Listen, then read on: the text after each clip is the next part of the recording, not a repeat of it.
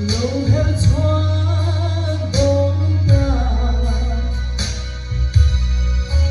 nhìn ta thật hiếm là thu du phần ai thoáng mong anh đơn ta nhìn về mi đó quyên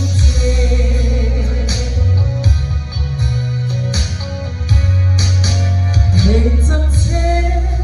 xuống biển lúc đến đây lời biên rằng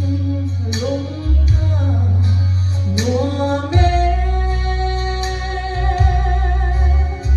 suy lưu rùa lá im dài vô đi nhìn lại ru nó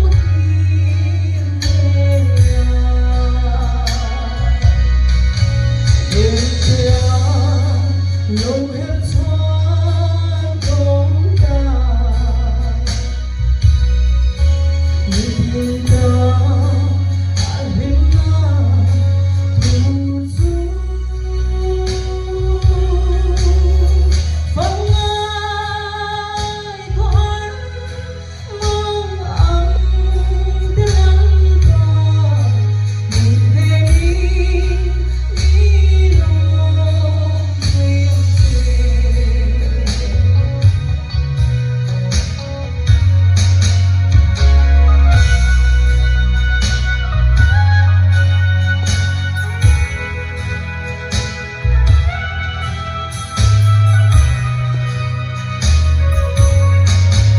mùa sẽ lấy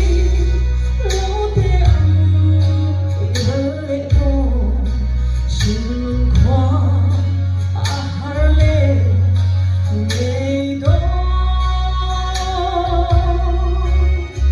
ngừng huy cùng hơi dâng lên mấy thu em thì có cũng lên trên môi em theo lâu hết xóa bóng ta nhìn